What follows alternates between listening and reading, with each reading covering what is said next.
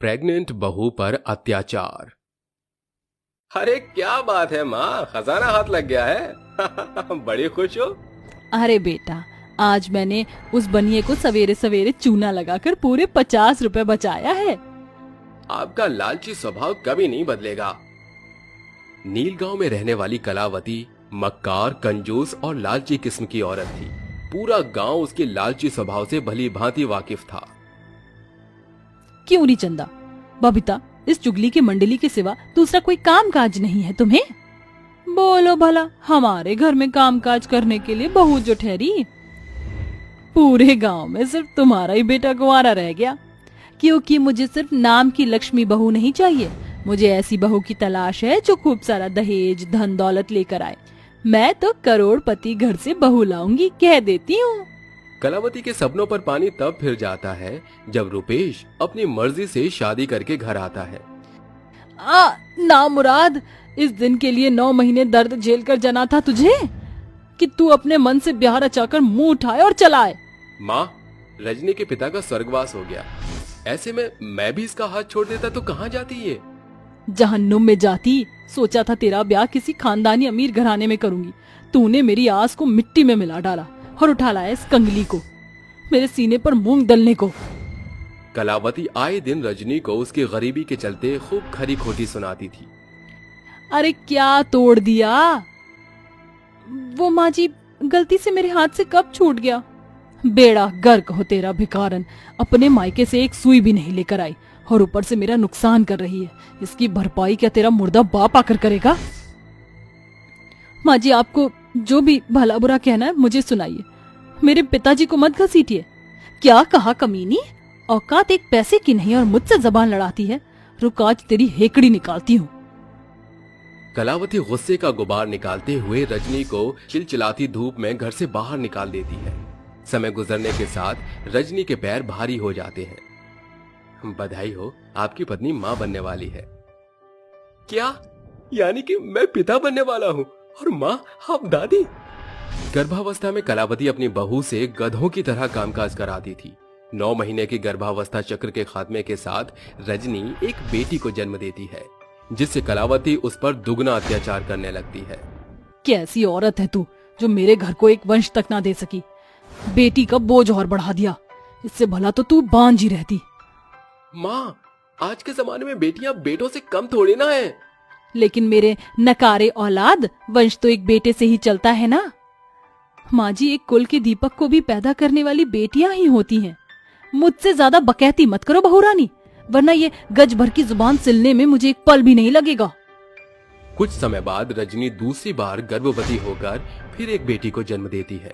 ये देख उसकी खड़ूस सास कलावती उस पर अत्याचार करती हुई ताने मारकर कहती है, कितनी बार कहा था तुझ नास पीटी को मैंने कि गर्भावस्था के समय सिर्फ मेरे बेटे की सूरत देख, पर तू तो खुद ही को निहारती होगी, तभी तूने फिर से बेटी जनी है।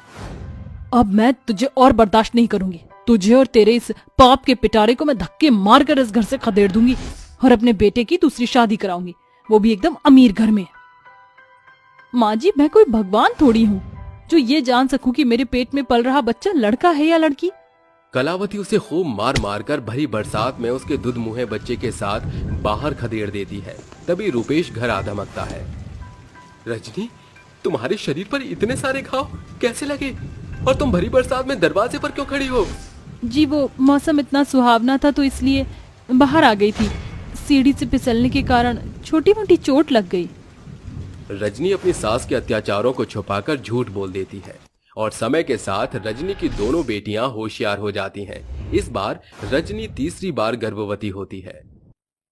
देखिए, आपकी पत्नी को अंदरूनी कमजोरी है, ऐसे में आपको इनका खास ख्याल रखना होगा और इन्हें भारी वजन उठाने से बचाना होगा।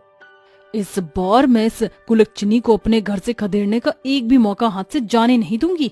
जाड़े की भोर होते ही कलावती अपनी गर्भवती बहू पर बर्फीला पानी उड़ेलकर कहती है, क्यों री कुंभकर्ण की छठी औलाद, पूरा घर भंगार की तरह बिखरा पड़ा हुआ है और तू नींद मार रही है। चल सफाई कर। गर्भवती रजनी घर का कामकाज करती है कि उसके पेट में जोर शोर का दर्द उठता है, जिसे देख उसकी बेटियां आराध्या और सितारा कहती हैं, माँ, आप ठीक तो हो? दादी माँ, जल्दी आओ, माँ को उई उई हो रही है। क्यों री सपोलनो, इस कलमुही को जरा सी तकलीफ क्या हुई, तुम्हारा कलेजा मचल गया? चलो चलकर मेरे पैर दबाओ वरना। पत्थर दिल कलावती अपनी पोतियों के बाल पकड़कर उन्हें खूब सताती है और उनसे सेवा कराती है। अगले दिन जब दोनों बहनें अपनी माँ की मदद करती हैं, तो कलावती उन्हें डंडे की मार मार कर कहती है, माँ का मसीहा बनने का बड़ा शौक है ना तुम दोनों टिड्डियों को, आज तुम्हारा प्यार दिन का खाना बंद। पूरा गांव भी कलावती के अत्याचारों से वाकिफ होकर कहता है, अरे कैसी सास है तू जो अपनी गर्भवती बहू पर अत्याचार करती है। अरे जितना तू अपने गर्भवती बहू से काम काज करवा रही उतना तो कोई गधे से भी मेहनत नहीं करता। अरे ऐसे कसाईयों को तो पुलिस के हवाले कर देना चाहिए।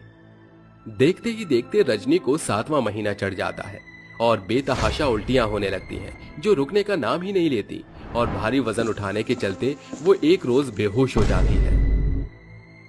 अरे डॉक्टर, डॉक्टर मेरी बीवी ठीक तो है ना? भारी वजन उठाने के चलते उनकी बच्चेदानी की परत फट गई थी, जिसे रक्तस्राव होने के कारण उन्होंने अपना बच्चा खो दिया। उनके गर्भ में लड़का पल रहा था। रूपेश ये खबर सुनकर अपनी पत्नी को घर ले आता है, जहां रजनी कहती है, माँ जी आपकी ज्यादतियों के चलते आज आपने इस घर का कुल दीपक उजागर होने से पहले ही उसे खो दिया। कलावती इस सदमे को बर्दाश्त नहीं कर पाती और वो बिछौना धर लेती है। दिन प्रतिदिन के साथ उसकी हालत बिगड़ती चली जा रही थी, पर गांव का कोई भी जन उसे देखने या उसका हाल पूछने नहीं आता।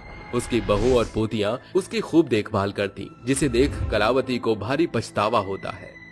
मैंने तेरे साथ इतना गलत किया, फिर क्यों तू मेरा ख्याल रख रही है? क्योंकि माँ जी गड़े मुर्दे उखाड़ने का फायदा नहीं, हम बीती बातें भुलाकर एक नई शुरुआत करते हैं। माँ, दादी माँ रो क्यों नहीं है? दादी माँ आपको कुछ नहीं होगा, चुप हो जाइए। जिस बुढ़िया के पास तुम जैसी ख्याल रखने वाली पोतियां हो उसे भला क्या होगा। एक दिन कलावती गांव में सैर पर निकलती है। अरे तुम सब मुझसे यूं दूर क्यों भाग रहे हो? राम जाने तुम्हें कैसी खतरनाक बीमारी है। तुम्हारा रोग हमारे गांव के लिए खतरा बन गया है, और अपनी नन्ही पोतियों पर तो तरस खाओ कलावती। राम जाने कैसी जानलेवा बीमारी लगी है, उन्हें भी मारना चाहती हो तुम? ये सुन कलावती खूब रोती है और घर आकर खुद को दरवाजे में बंद कर लेती है। माँ जी दरवाजा खोलिए आप। नहीं बहू, शायद यही मेरी करनी की सजा है।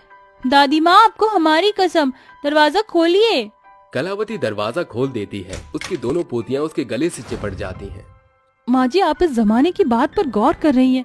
ये आज बोलेंगे कल चुप हो जाएंगे, भला आपने कभी छूटे हैं क्या? बहू आज मैं तुझसे अपने हर अत्याचारों की माफी मांगती हूँ। दोनों सास बहू तमाम गिले शिकवे भूल कर नई शुरुआत करती हैं और हंसी खुशी रहने लगती हैं। साथ ही कलावती के बेटियों के प्रति नजरिया एकदम बदल जाता है।